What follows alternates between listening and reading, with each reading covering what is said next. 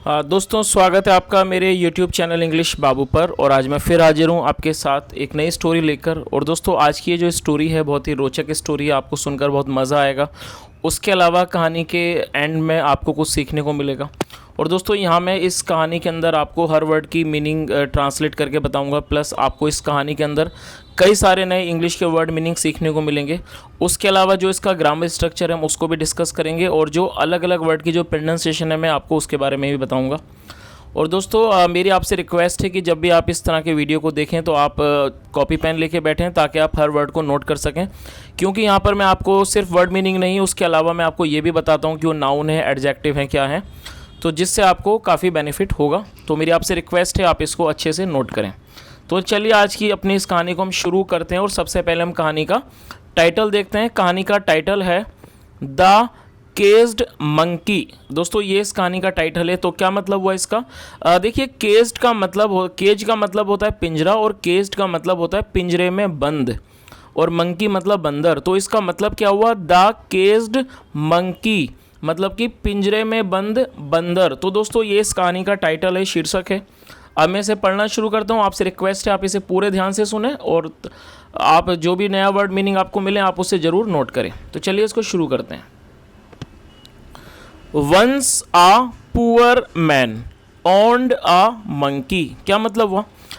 देखिए, ये जो वर्ड है ऑन, इसका मतलब होता है किसी चीज़ का मालिक होना, और ये पास्ट इंडेफिनिट में स्टोरी है। तो पास्ट इंडेफिनिट के अंदर वर्ब की सेकंड फॉर्म का प्रयोग किया जाता है, तो ये सेकंड फॉर्म है। और आप आगे भी यहाँ पर सेकंड फॉर्म का ज़्यादा से ज़्यादा यूज़ देखेंगे, क्योंकि ये जो स्टोरी है वो पास्ट इंडेफिनिट में है। और पास्ट इंडेफिनिट के अंदर यदि कोई भी पॉजिटिव का वाक्य होता है तो वहाँ पर सेकंड फॉर्म का प्रयोग किया जाता है। तो इस लाइन का क्या मतलब हुआ? वंस मतलब एक बार, आ पुअर मैन मतलब एक गरीब आदमी, ओन्ड आ मंकी मतलब उसके पास एक बंदर था। तो इस पूरी लाइन का क्या मतलब हुआ? Once a poor man owned a monkey मतलब एक बार एक गरीब आदमी के पास एक बंदर था। ओन का मतलब होता है कुछ होना, तो बंदर था। चलिए आगे देखिए। He used the monkey to earn his livelihood. क्या मतलब हुआ? देखिए, ये जो वर्ड है लाइवलीहुड, इसका मतलब होता है रोजी रोटी या फिर जीविका। जो व्यक्ति पैसे कमाता है अपने जीवन को चलाने के लिए, उसे इंग्लिश में लाइवलीहुड कहा जाता है, जिसकी हिंदी होती है जीविका या फिर रोजी रोटी। तो लाइवलीहुड को आप नोट कर सकते हैं। तो इस लाइन का क्या मतलब हुआ? ही यूज्ड द मंकी, वो बंदर का इस्तेमाल किया करता था, टू अर्न मतलब कमाने के लिए, हिज लाइवलीहुड अपनी जीविका को कमाने के लिए। तो इस पूरी लाइन का क्या मतलब हुआ? He used the monkey to earn his livelihood. वह अपनी जीविका को, या कह सकते हैं वह अपनी रोजी रोटी को कमाने के लिए बंदर का इस्तेमाल किया करता था। चलिए आगे देखिए। The monkey used to display a variety of tricks. क्या मतलब हुआ? दोस्तों, आप यहाँ पर देख सकते हैं कि यूज टू के बाद वर्ब की फर्स्ट फॉर्म का यूज़ किया गया है।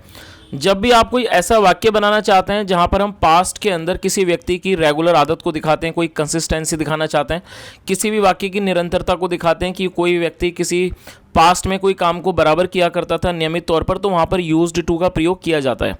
और दोस्तों, आपको एक और चीज़ याद रखनी है कि यूज टू के बाद जो अगली वर्ब आएगी वो उसकी फर्स्ट फॉर्म आनी चाहिए, जैसा आप यहाँ देख सकते हैं, डिस्प्ले।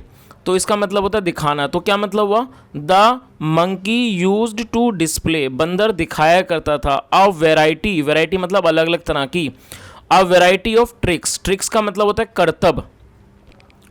तो क्या मतलब हुआ? The monkey use to display a variety of tricks, जो बंदर था वो अलग अलग तरह के करतबों को दिखाया करता था। ट्रिक्स मतलब करतब। चलिए आगे देखिए। The people used to throw coins at his tricks and he would collect them for his master। क्या मतलब वो? The people used to, अब जैसे मैंने आपको बताया कि used to का प्रयोग होता है पास्ट के अंदर किसी भी आदत को बताने के लिए, निरंतरता को बताने के लिए। और यहाँ पर टू के बाद फिर दोबारा से वर्ब की फर्स्ट फॉर्म का प्रयोग किया गया, थ्रो। आप इस वर्ड को नोट कर सकते हैं। थ्रो का मतलब होता है फेंकना, और ये वर्ब की फर्स्ट फॉर्म है। और आपको ये चीज़ हमेशा याद रखनी है कि टू के बाद हमेशा ये वर्ब की फर्स्ट फॉर्म आती है। आप इस चीज़ को नोट कर लीजिए। तो क्या मतलब हुआ? The people used to throw coins का मतलब सिक्के। जो लोग थे, people use to throw coins, वो सिक्के फेंका करते थे, एट हिज ट्रिक्स उसके करतबों पर, एंड और ही वुड कलेक्ट दैम दैम जो है वो सिक्कों के लिए यूज़ किया जा रहा है, आप इस चीज़ को नोट कर लीजिए। ही वुड कलेक्ट दैम, वो उनको इकट्ठा करता फॉर हिज मास्टर, अपने मालिक के लिए, मास्टर मतलब मालिक। तो इस पूरी लाइन का क्या मतलब हुआ, the people use to throw coins at his tricks and he would collect them for his master, मतलब कि लोग उसके कर्तव्यों पर सिक्के फेंके करते थे, जो सिक्कों को फेंका करते थे, और वो उन सिक्कों को कलेक्ट करता अपने मास्टर के लिए, अपने मालिक के लिए। चलिए आगे देखिए, अब आगे इसके अंदर क्या होता है। वन डे मतलब कि एक दिन, the master took him to the zoo. देखिए आप इस वर्ड को नोट कर लीजिए, बहुत काम का है, आपने कई बार सुना होगा। ये टेक की सेकंड फॉर्म है, टुक इसको कहते हैं, और जैसा ये पास्ट इंडेफिनिट का वाक्य है तो सेकंड फॉर्म का प्रयोग किया गया है।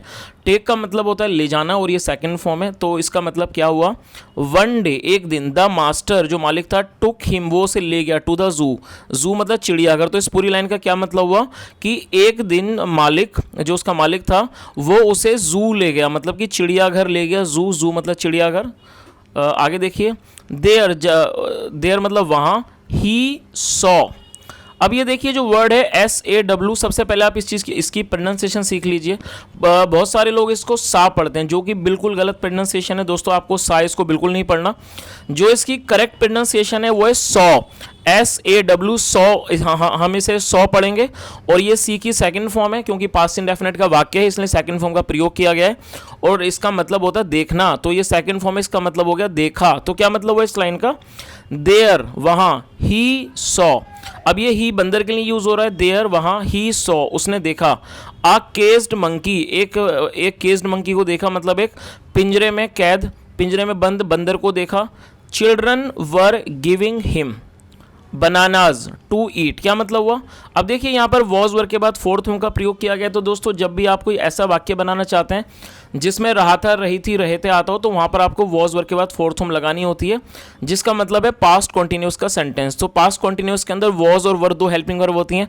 अब यहाँ जो हमारा सब्जेक्ट है वो चिल्ड्रन, ये प्लूरल है। देखिए इसका जो इसका सिंगुलर नाउन होता है वो चाइल्ड होता है, और प्लूरल इसका चिल्ड्रन होता है। कई लोग चिल्ड्रंस लगाते हैं तो वो गलत वर्ड है, ऐसा कोई वर्ड नहीं है, आप इसको नोट कर लीजिए। चाइल्ड मतलब एक बच्चा और सिंगुलर नाउन, और अगर वो एक से अधिक है तो चिल्ड्रन आएगा, जो कि एक प्लूरल नाउन है, और प्लूरल नाउन के साथ वर का प्रयोग किया जाता है, और वॉज वर के बाद फोर्थ फॉर्म आएगी तो वो हो जाएगा पास्ट कॉन्टिन्यूस का सेंटेंस। तो इस पूरी लाइन का क्या मतलब हुआ, children were giving him, give मतलब देना, तो क्या मतलब, और हिम हो गया बंदर के लिए यूज हो रहा है।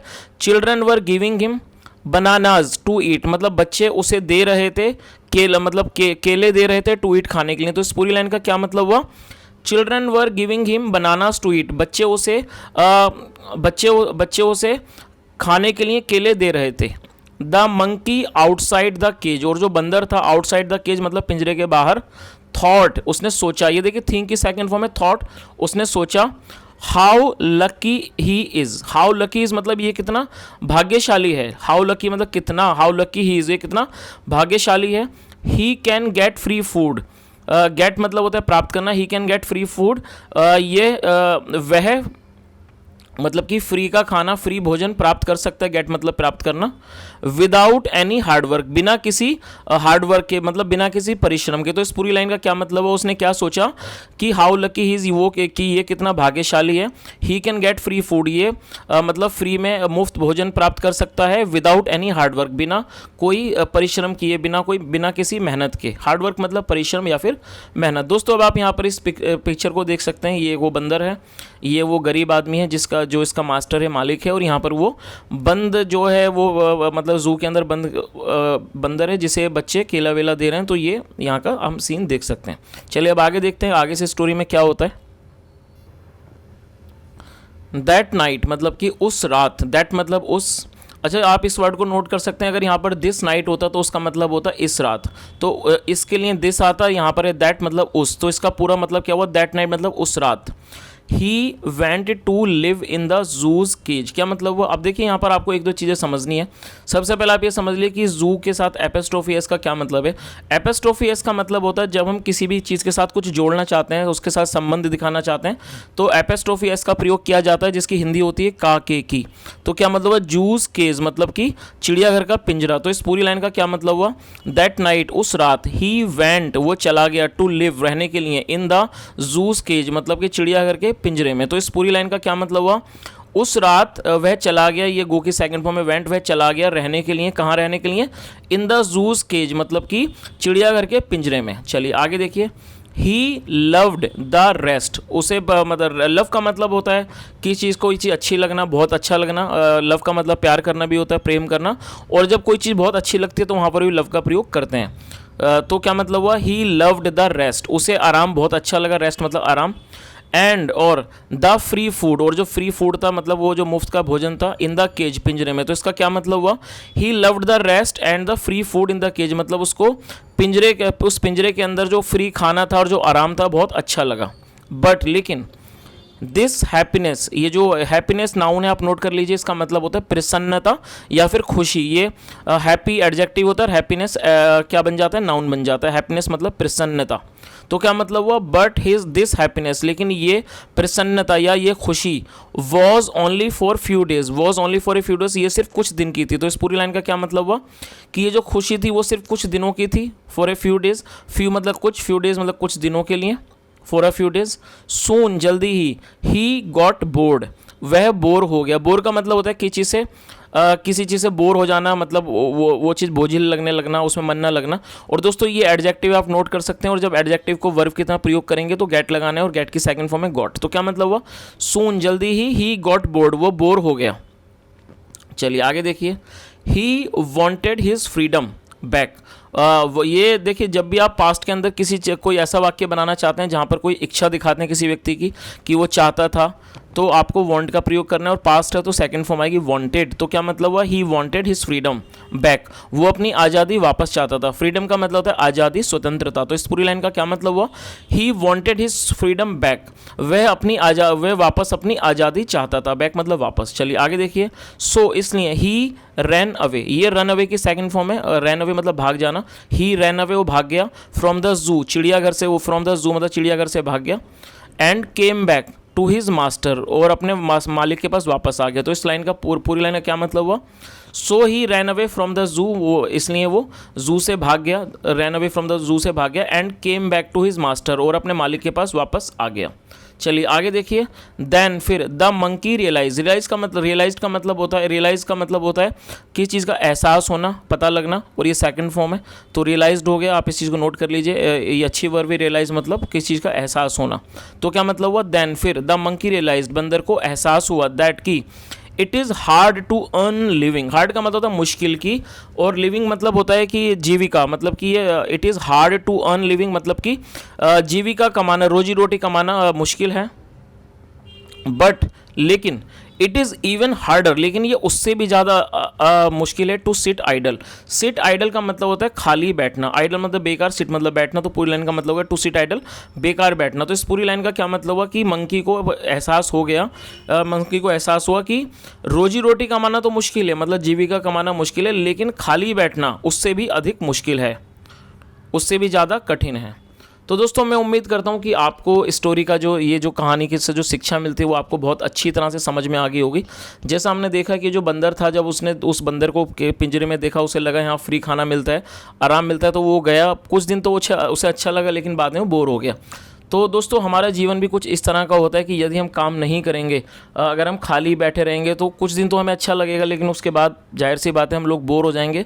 तो काम करना सिर्फ एक पैसा कमाने का जरिया नहीं होता। काम करना जो होता है वो व्यक्ति को एक जरिया देता है, जीवन को जीने का एक मकसद देता है। तो हमें हमेशा काम करना चाहिए, मेहनत करते रहना चाहिए, क्योंकि मेहनत करने से हमारा शरीर भी अच्छा रहता है, और प्लस हम पैसे भी कमाते हैं, और प्लस दूसरी बात ये कि हम किसी भी आलतू फालतू एक्टिविटी में इन्वॉल्व नहीं होते हैं, हम हमेशा अच्छे कामों में लगे रहते हैं। और ये दूसरी बात ये, जैसा हमने देखा कि ये जो बंदर था बोर हो गया था, तो यदि हम अपने काम में लगे रहते हैं तो हम बोर भी नहीं होते हैं। तो दोस्तों मैं उम्मीद करता हूँ कि आज की ये छोटी सी स्टोरी आपको ज़रूर पसंद आई होगी। यदि आपको मेरा प्रयास अच्छा लगा हो, मेरी आपसे रिक्वेस्ट है, वीडियो को लाइक करें, शेयर करें। दोस्तों कमेंट करके ज़रूर बताएं, मैं आपसे रोज़ रिक्वेस्ट करता हूँ, लेकिन आप लोग कमेंट नहीं करते। तो दोस्तों मेरी आपसे रिक्वेस्ट है, प्लीज़ कमेंट ज़रूर करें, बताएं, क्योंकि मैं आपके हर कमेंट को पढ़ता हूँ। आपके कमेंट मुझे बहुत मोटिवेशन देते हैं। और दोस्तों यहाँ तक सुनने के लिए thank you so much. Have a nice day and bye.